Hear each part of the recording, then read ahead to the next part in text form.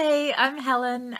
This is my first time recording a video for this page. I've got my phone kind of precariously balanced on my lap, so I apologize if this is a bit wobbly. And there's also the possibility that the phone will go flying, in which case we'll get some really cool aerial shots, or I'll just retape it.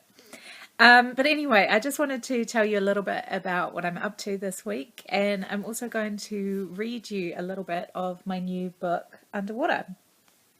So Underwater is officially launching this week on Thursday at the Children's Bookshop in Kilburnie. So if you are in Wellington and you want to come along, it would be so awesome to have you there. It's 6 p.m. at the Children's, as I said, at the Children's Bookshop in Kilburnie. If you're not in Wellington but you're in the Kapiti region, I'm also speaking at an event called Murder at the Library. Which is part of the Ngaio Marsh Awards, and that's on Monday. I'll drop the link to both those events in the comments for this video. So yeah, if you are able to make it along to either of those events, I would really love to see you there. That would be awesome. Of course, if you're not in Wellington, you won't be able to make it to either of those. And so this time around, I'm not doing an online launch for my book. The last time I did an all-day event, and I slightly lost my mind during it because I got very, very tired.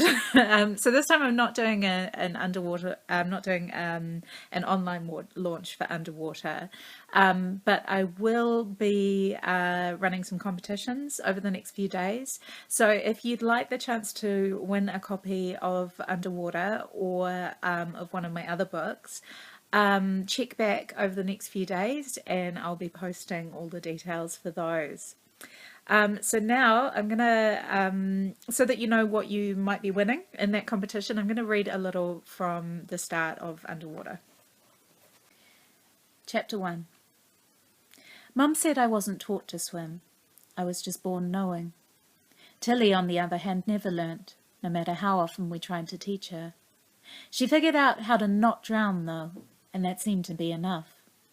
I don't think I've ever sat beside a body of water and not wanted to be a part of it, not wanted to dive beneath the surface and feel the water encase me like a fluid hug. But that was before. Now I knew no matter how long I sat beside the pool at Pine Hills Resort, I wouldn't get in. The first thing I wanted to do once I dumped my bag in my room and delivered Tilly to the kids' play area was dive into the pool. But when I saw the number of people there, I chickened out. Instead, I sat on the edge, dangling my feet in the water and wishing they would all go away. I swished my feet back and forth, making ripples across the surface.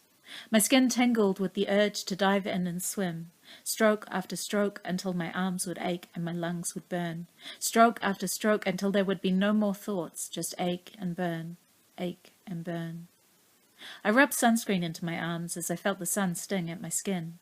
In a minute, I'd get up and go find some shade. In a minute, but not just yet. A couple of kids jumped in at the other end, sending water splashing up my legs. The tail of my sarong was wet, but instead of taking it off, I pulled it up higher. Again, I cursed the fact that the only swimsuit I owned now was a bikini. I missed the familiar grey one-piece from my swim team uniform. Taking it off for the last time had been like removing a layer of skin. Gran told me I looked fine. Said all the things grandmas are supposed to say. I knew she just wanted to get me out the door. Not in a bad way, of course. She was doing a great job. She just didn't expect to be raising 2 kids in her retirement. When we arrived here, the guy checking us in gave us the option of a family unit, or of me going in with the other teens and Tilly with the other kids. Gran said it was up to me. The thought of being separated from her and Till made my stomach churn. But I could tell 2 weeks in the same cabin as me and Tilly wouldn't be much of a holiday for Gran. I told her it would be great for us to spend some time with kids our own age. So far, I'd done everything I could to avoid talking to anyone my age, but Gran didn't need to know that. A flash of red from the other side of the pool kept catching my eye. Red board shorts reflecting on the surface of the pool. I couldn't help seeing it as blood, though, swirling and mixing with the water until everything was pink-tinged. I looked up to force I looked up to force the thought out of my mind. He was sitting on the other side of the pool, directly opposite me, the owner of the red board shorts. His eyes were closed and he dangled his feet in the water. It was strange. Everything seemed so fast here, so frenetic. But he was really still. I watched him, feeling some of the calm rub off on me. He opened his eyes and frowned at me. I dropped my gaze, embarrassed I'd been caught staring. He was staring back, though, I could tell.